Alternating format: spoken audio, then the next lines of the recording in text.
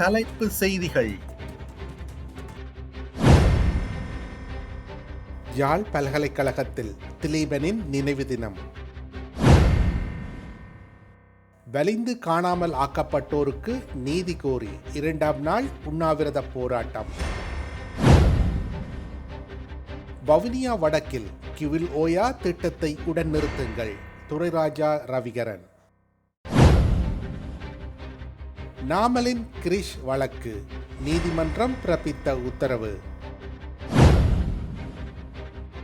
ட்ரம்புக்கு அமைதிக்கான நோபல் பரிசு கிடைக்க வாய்ப்பில்லை, நிபுணர்கள் கருத்து. இனி விரிவான செய்திகள். 5 அம்ச கோரிக்கைகளை முன்வைத்து உண்ணாவிரதம் இருந்து உயிர் நீத்த தியாக தீபம் திலீபனின் 38வது நினைவு தினம் யாழ்ப்பாணம் பல்கலைக்கழகத்தில் வெள்ளிக்கிழமை அனுஷ்டிக்கப்பட்டது. தியாக தீபம் திலீபன் நினைவேந்தல் மதியம் 12 மணிக்கு ஆரம்பித்ததுடன் பொதுச்சுடர் ஏற்றப்பட்டது. அதனைத் தொடர்ந்து திலீபனின் உருவப்படத்திற்கு பல்கலைக்கழக சமூகத்தினரால் மலர் மாலை அணிவித்து மலர் தூவியும் அஞ்சலி செலுத்தப்பட்டதுடன் பலரும் உணர்வு பூர்வமாக கலந்து கொண்டனர். இதன்போது பல்கலைக்கழக மாணவர்கள், பல்கலைக்கழக விரிவுரையாளர்கள், பல்கலைக்கழக கல்விசாரா ஊழியர்கள் என பலரும் கலந்து கொண்டனர். வடக்கு கிழக்கு மாகாணங்களில் புதிதாக திட்டமிடப்படும் சிங்கள குடியேற்றங்களை தடுத்து நிறுத்த வேண்டும். சிறைகளிலும் முகாம்களிலும் தடுத்து வைக்கப்பட்டுள்ள தமிழ் அரசியல் கைதிகள் விடுதலை செய்யப்பட வேண்டும். அவசர கால சட்டம் முழுமையாக நீக்கப்பட வேண்டும். ஊர்காவல் படையினருக்கு வழங்கப்பட்ட ஆயுதங்கள் முற்றாக களையப்பட வேண்டும்.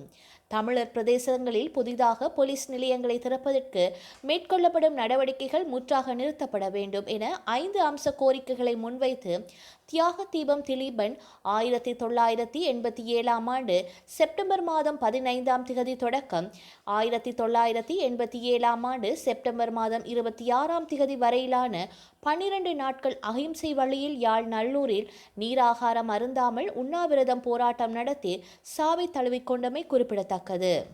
வடக்கு கிழக்கு வளைந்து காணாமல் ஆக்கப்பட்டவர்களின் உறவினர்களின் சங்கத்தின் ஏற்பாட்டில் சர்வதேச நீதி கோரி சுழற்சி முறையிலான உண்ணாவிரத போராட்டம் 2வது நாளாக வெள்ளிக்கிழமை யாழ்ப்பாணத்தில் நடைபெற்றது.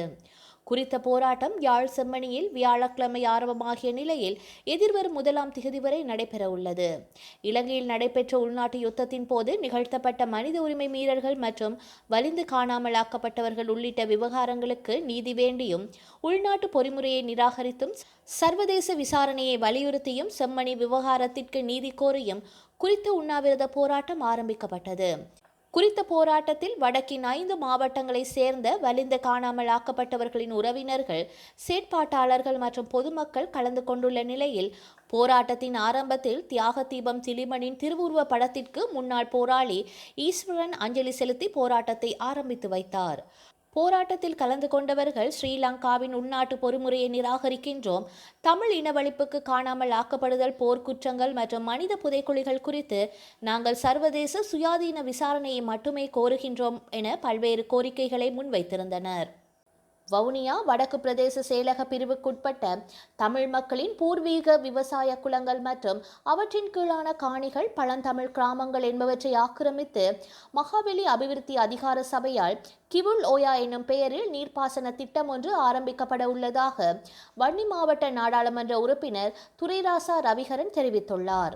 எனவே தமிழ் மக்களின் பூர்வீக விவசாய குளங்கள் மற்றும் அவற்றின் கீழான காணிகளையும் தமிழர்களின் பூர்வீக கிராமங்களையும் அபகரித்து மேற்கொள்ளப்பட உள்ள இந்த கிவுலோயா திட்டத்தினை உடன் நிறுத்தி தமிழ் மக்கள் தமது பூர்வீக வாழ்விடங்களில் நிம்மதியாக வாழ்வதற்கும் பூர்வீக விவசாய நிலங்களில் விவசாயத்தை மேற்கொண்டு தன்னிறைவு பெறுவதற்கும் வழிவகைகளை ஏற்படுத்துமாறும் ரவிகரன் கோரிக்கை விடுத்துள்ளார்.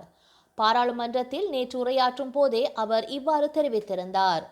கிரிஷ் ஒப்பந்தம் தொடர்பாக பாராளுமன்ற உறுப்பினர் நாமல் ராஜபக்ஷவுக்கு எதிராக சட்டமா அதிபரால் தாக்கல் செய்யப்பட்ட வழக்கு தொடர்பான வழக்கின் அசல் அறிக்கையை பெற்றுக்கொள்ள நடவடிக்கை எடுக்குமாறு கொழும்பு மேல் நீதிமன்றம் கோட்டை நீதவான் நீதிமன்றத்தின் பதிவாளருக்கு வெள்ளிக்கிழமை உத்தரவிட்டது.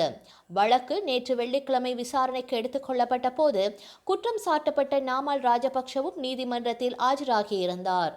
41,80,000 ரூபாய் மதிப்புள்ள குஷ் போதைப் பொருளை நாட்டிற்கு கொண்டு சென்று கட்டுநாயக்க விமான நிலையத்திலிருந்து வெளியே கொண்டு சென்ற இலங்கை பயணியொருவர் வியாழக்கிழமை இரவு விமான நிலைய போலீஸ் போதைப்பொருள் தடுப்பு பிரிவின் அதிகாரிகளால் கைது செய்யப்பட்டுள்ளார். ரத்மலானை பகுதியில் மணல் மற்றும் சரளை விநியோகிக்கும் தொழிலில் ஈடுபட்டுள்ள 48 வயதான தொழிலதிபர் ஆவார்.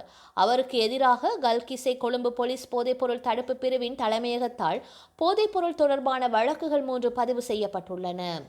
தாய்லாந்தின் பேங்காக்கில் இருந்து வியாழக்கிழமை இரவு 6:30 மணிக்கு இலங்கை ஏர்லைன்ஸ் விமானம் UL405 மூலம் கட்டுநாயக்க விமான நிலையத்திற்கு இவர் வந்தடைந்தார். அவர் தனது சூட்கேஸில் ஷாப்பிங் பையில் 418 கிராம் குஷ் என்ற போதைப் பொருளை மறைத்து வைத்திருந்தார். இந்த போதைப் பொருளுடன் அவர் நீர்கொழும்பு நீதவான் நீதிமன்றத்தில் வெள்ளிக்கிழமை ஆஜர்படுத்தப்பட்டார். அங்கு அவர் எதிர்வரும் அக்டோபர் மாதம் 8ஆம் திகதி வரை தடுத்து வைத்து விசாரிக்க அனுமதிக்கப்பட்டுள்ளார்.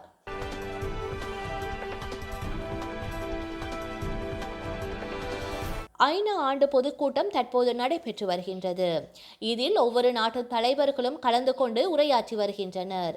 மேலும் பல்வேறு நாட்டு பிரதிநிதிகள் கலந்தும் கொண்டுள்ளனர். இதன்போது இஸ்ரேல் பிரதமர் நெதன்யாகு உரையாற்ற அழைக்கப்பட்டிருந்தார். அப்போது அரங்கத்தில் இருந்த பிரதிநிதிகள் எழுந்து வெளியேறியுள்ளனர். பாலஸ்தீன மக்களுக்கு எதிரான இனப்படுகொலையை ஈடுபடுவதாக குற்றம் சாட்டப்பட்டார். என்றாலும் நெதன்யாகு வெறிச்சோடிய ஐநா சபை பொதுக்கூட்டத்தில் உரையாற்றியுள்ளார். அப்போது அவர் தெரிவித்துள்ளதாவது: பாலஸ்தீன அரசை அங்கீகரிப்பது முட்டாள்தனம். பிணை கைதிகளை மீட்கும் வரை இஸ்ரேல் ஓயாது. ஹமாஸை அழிக்கும் வரை காசாவில் போர் தொடரும். காசாவில் பஞ்சத்திற்கு ஹமாஸ் உணவை திருடுவதே காரணம். உலகின் பெரும்பகுதியினர் அக்டோபர் மாதம் 7ஆம் திகதியை நினைவில் கொள்வதில்லை. ஆனால் நாங்கள் நினைவில் வைத்துள்ளோம். இஸ்ரேலுக்கு ஆதரவு தெரிவிப்பதை விட தீமையை ஏற்றுக்கொள்கின்றனர்.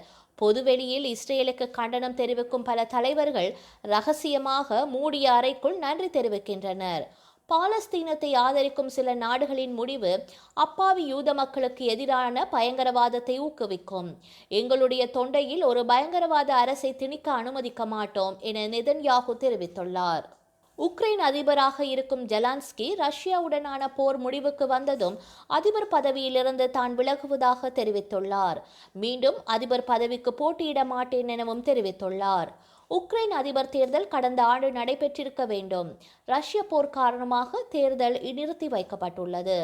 ரஷ்யா கடந்த 2022ஆம் ஆண்டு பிப்ரவரி மாதம் முழு அளவில் உக்ரைன் மீது போர் தொடுத்தது. அதிலிருந்து தற்போது வரை சண்டை நீடித்து வருகின்றது. ஜெலன்ஸ்கி கடந்த 2019ஆம் ஆண்டிலிருந்து அதிபராக இருந்து வருகின்றார். ரஷ்யாவுடன் போர் நிறுத்தம் ஏற்பட்டால் தேர்தலை நடத்துவதற்கு ஏற்பாடு செய்வேன். ஏனென்றால் தேர்தல் எனது இலக்கு அல்ல. மிகவும் கடினமான காலகட்டத்தில் என் நாட்டுடன் இருக்க வேண்டும். என் நாட்டிற்கு உதவ வேண்டும் என்று நான் மிகவும் விரும்பினேன். போர் முடிவுக்கு வர வேண்டும் என்பது தான் என்னுடைய இலக்கு என ஜெலன்ஸ்கி தெரிவித்துள்ளார். உலக அளவில் பல்வேறு நாட்டு தலைவர்கள் தங்களுக்கு அமைதிக்கான நோபல் பரிசு கிடைப்பதை ஒரு கௌரவமாக கருதுகின்றனர். இதற்காக அவர்கள் தீவிர முயற்சிகள் செய்து வருகின்றனர்.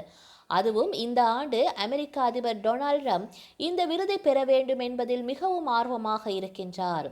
தான் 2வது முறையாக பதவியேற்ற பின்னர் இந்தியா பாகிஸ்தான் சண்டை உள்ளிட்ட 7 போரை நிறுத்தியுள்ளேன். அதனால் எனக்கு தான் நோபல் பரிசு வழங்க வேண்டும் என வெளிப்படையாக கூறி வருகின்றார்.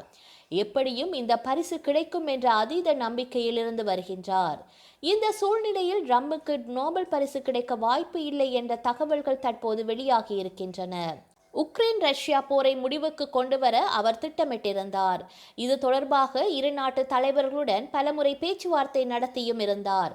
அந்த போர் இன்னும் முடிவுக்கு வரவில்லை. இதன் காரணமாக அவருக்கு நோபல் பரிசு கிடைக்காது என கூறப்படுகின்றது. இந்த ஆண்டு நோபல் பரிசு கமிட்டி குழுவினர் அமைதிக்கான நோபல் பரிசினை ஏதாவது ஒரு மனிதாபிமானம் சார்ந்து செயல்படக்கூடிய அமைப்புக்கு கொடுக்க வேண்டும் என முடிவு செய்யப்பட்டுள்ளதாக தெரிவிக்கப்பட்டுள்ளது. ட்ரம்புக்கு நோபல் பரிசு கிடைக்க வாய்ப்பே இல்லை என வரலாற்று நிபுணர் ஆஸ்லோ ஸ்லீன் தெரிவித்திருக்கின்றார். ட்ரம்பின் நடவடிக்கைகள் நோபல் பரிசு அளவுகோலுக்கு எதிரானது என்று ஆய்வாளர்கள் கூறுகின்றனர். வரலாற்றில் இன்று